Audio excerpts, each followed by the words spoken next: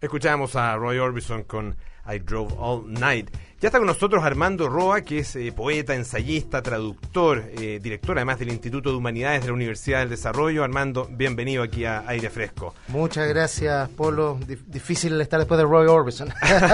Oye, que además tiene una historia de amor bien dura, porque a él se le murió su mujer. Se murió en un accidente en que él también participó y después se le murieron en un incendio sus dos hijos. No, Roy Orbison lo pasó realmente muy mal en la vida. Qué terrible. Pero no, pérdidas tremendas. Pero bueno, vamos a hablar de amor. Vamos a hablar de cartas de amor. Yo no sé si la gente que nos está escuchando, probablemente los que tienen algunos años más habrán mandado cartas de amor, tal vez escritas a mano. Otros en computador, otros, no sé, un WhatsApp de amor, puede ser. Ahora se mandan fotografías, se mandan muchas cosas. Llámenlo amor, llámenlo como quieran, pero las grandes cartas o los grandes epistolarios de amor es la correspondencia entre grandes figuras de la literatura, de la cultura, es a lo que se va a dedicar un seminario que comienza el próximo 29 de abril, falta todavía algo, pero se los anunciamos con harto tiempo, organizado por el Instituto de Humanidades de la Universidad del Desarrollo, Seminario Literatura e Intimidad, grandes correspondencias amorosas del siglo XX. Y los personajes que aparecen son, entre otros, Franz Kafka, Fernando Pessoa, Henry Miller, Heidegger, por ejemplo, Hannah Arendt y otra serie de personalidades. ¿Por qué este enfoque de esta mirada hacia la cultura a partir de la correspondencia amorosa, Armando? Mira, en el instituto, los seminarios que organizamos, nos interesa tratar de ser lo más innovadores, por así decirlo, en la entrega de los contenidos humanistas, buscando maneras de acercar las humanidades y el arte a la gente, a través de formas que a las personas le puedan hacer sentido, ¿no? Y en el caso, por ejemplo, de este seminario, donde vamos a trabajar temas vinculados a la literatura y a la filosofía, qué cosa más cercana que lo que es las cartas, la correspondencia, y la correspondencia basada en un tema que es central en el ser humano, ¿no? Que es el tema del amor, detrás de estas cartas, de estos personajes que tú mencionabas, ¿no? Un Kafka, un Pessoa, un Boris Pasternak, Heidegger. Hay historias de amor tremendamente interesantes. Estas correspondencias forman parte tal vez de una historia privada, ¿no? Y esa es lo interesante, ¿no? del género epistolar, que siendo parte de la intimidad del mundo privado, de quienes están aquí involucrados, de repente los lectores, terceros que podemos ser intrusos, nos acercamos a estos mundos y vemos cómo, por ejemplo, y eso es tremendamente interesante, muchas problemáticas del siglo XX se pueden dejar ver detrás de estos epistolarios, o sea, donde se va más allá de la esfera puramente personal, por así decirlo, de quienes están involucrados. En estas correspondencias estamos conversando con Armando Roa, que es el director del Instituto de Humanidades de la Universidad del Desarrollo, y se está organizando, y parte el próximo 29 de abril, un seminario que se llama Grandes Correspondencias Amorosas del siglo XX. Estas figuras, en su correspondencia, en sus cartas de amor, muestran, vemos a otra persona, o es otra personalidad, es otra faceta de una misma persona. Hay en estas cartas elementos fundamentales de la mirada que ellos tienen hacia la vida, hacia la realidad, hacia el mundo. Porque uno podría decir, bueno, un hombre enamorado o una mujer enamorada es una mujer enamorada o un hombre enamorado. Y probablemente tiene muchas cosas en común con nosotros.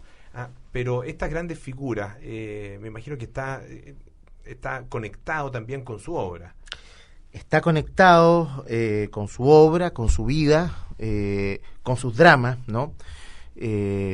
Por darte un ejemplo, el caso de Kafka, ya de las cartas de Kafka, donde las cartas de Kafka a Milena, que están atravesadas por la contradicción que tenía Kafka de si la vida era más importante o no que la literatura. Y finalmente termina ganando la literatura en el caso de Kafka, ¿no? Hay correspondencias fascinantes, como es el caso, por ejemplo, de la de Heidegger con Hannah Arendt, que a mí me parece particularmente relevante por lo controversial de esta correspondencia. ¿En qué sentido? El sentido de que Martin Heidegger, que es uno de los grandes filósofos del siglo XX, él públicamente no adhiere al movimiento nacional socialista, y el gran amor de Heidegger es esta judía, Hannah Arendt, gran crítica, ¿no?, de los totalitarismos, y cuando uno lee la correspondencia, ¿no?, entre ellos, a uno le cuesta explicar las razones, por ejemplo, de la adhesión de Heidegger al nacionalsocialismo, como que hay una contradicción ahí muy brutal.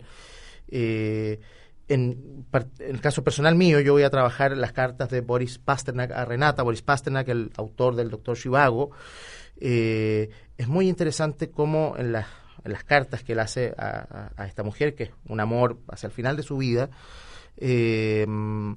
él va convirtiendo, por así decirlo, como la palabra se va transformando, y la palabra entre dos personas que nunca se pueden ver físicamente, solo al final, y la palabra va tomando cuerpo, y ese amor o ese deseo, esa ilusión distante, va tomando cuerpo y se va transformando, ¿no?, en una gran pasión amorosa. ¿Ellos no se podían ver por qué razón? ¿Estaban en países distintos, en lugares distintos? Mira, ya que estamos en una radio, es bonito que cuente esto, porque Renata Schweitzer se enamoró. A ver, ella había leído a Pasternak, había leído el Doctor Zhivago. Qué bueno, que es una historia de amor tremenda, claro.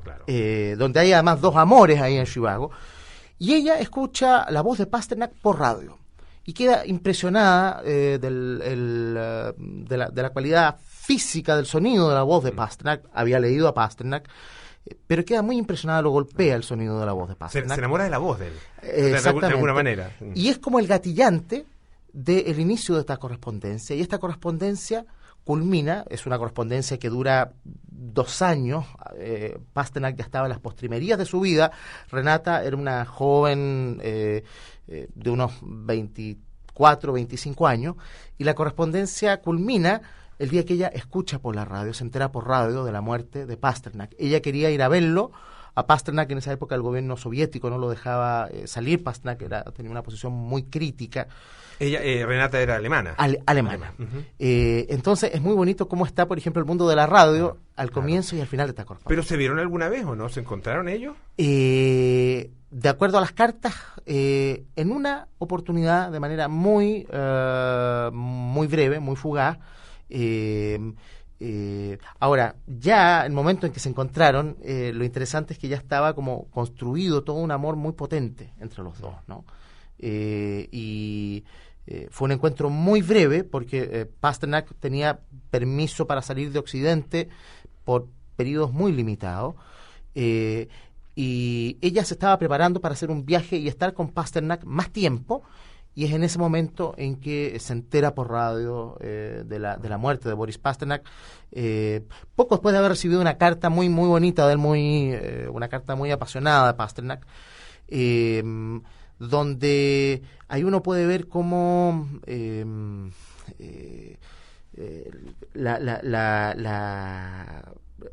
estas relaciones, ¿no es cierto? Uno entiende, por ejemplo, cosas del Doctor Zhivago, ¿no? Uh-huh. Este hombre cindido, ¿no?, entre dos amores, y en el caso de Pasternak, Pasternak era además un gran traductor. Renata Schweitzer, aparte de poetisa, es traductora. Entonces ellos, a través de las cartas, van jugando a cómo a través de la palabra nosotros vamos traduciendo realidades, y van haciendo el juego de cómo a través de la palabra se va traduciendo el sentimiento, y las palabras, las cartas que ellos se envían durante estos dos años y medio, van traduciendo cada vez con mayor fuerza lo que es un sentimiento amoroso muy fuerte, muy potente, ¿no? Estamos conversando con Armando Roa, que es director del Instituto de Humanidades de la Universidad del Desarrollo. El próximo 29 de abril comienza el seminario Literatura e Intimidad, Grandes Correspondencias Amorosas del Siglo XX. Bueno, en el caso de Pasternak, obviamente, cuando comienza esta relación epistolar, ella era un autor muy conocido, sí. Y nos imaginamos que hay varios otros que también lo eran. El caso de Henry Miller, que se fue haciendo también muy conocido durante el periodo de esa relación con Anais Nin. ellos tienen conciencia de que estas cartas en algún minuto se van a hacer públicas o lo que podemos ver ahí retratado es exactamente y efectivamente es su intimidad. Mira, es una buena pregunta. A ver, yo no te puedo responder por todos los autores que se van a trabajar.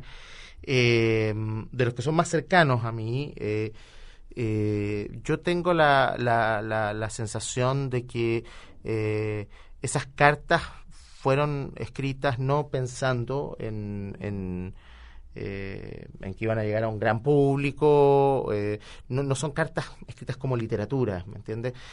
Uno siente que está ahí el pulso de la vida y bueno, a ver, el género epistolar, y esto es importante, tu pregunta es importante porque hay como en el género epistolar una división, ¿no?, entre las cartas escritas deliberadamente para ser leídas o ser leídas por el amplio público, ¿no? Uh-huh. Y esa es una tradición que viene desde los griegos, los romanos, ¿no? Uno piensa en las cartas de Séneca, por ejemplo, a Lucilio, que son cartas que son verdaderos ensayos, uh-huh.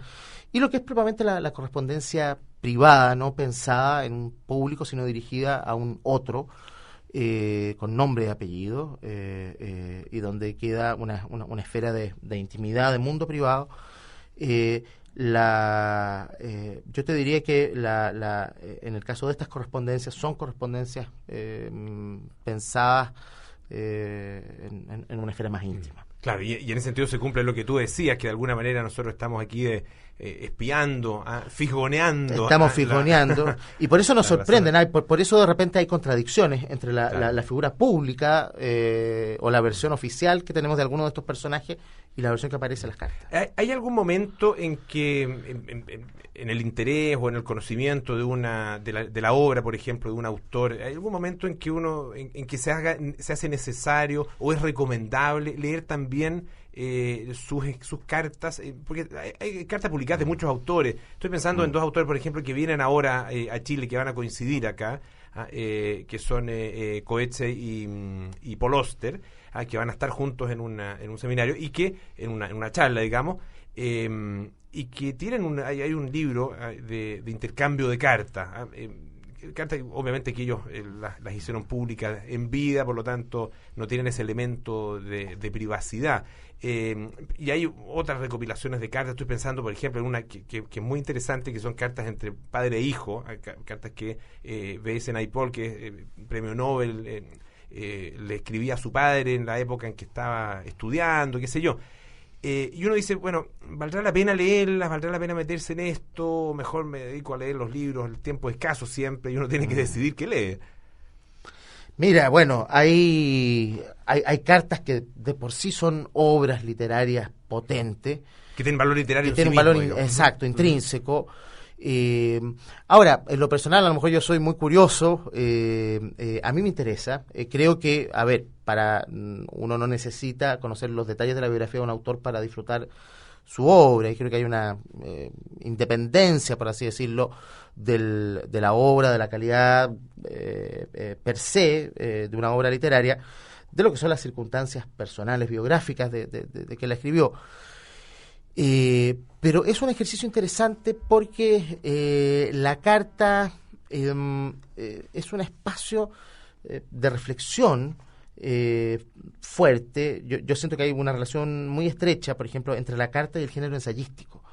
Entonces, son muy interesantes para revelar de repente la cosmovisión de mundo de un determinado escritor.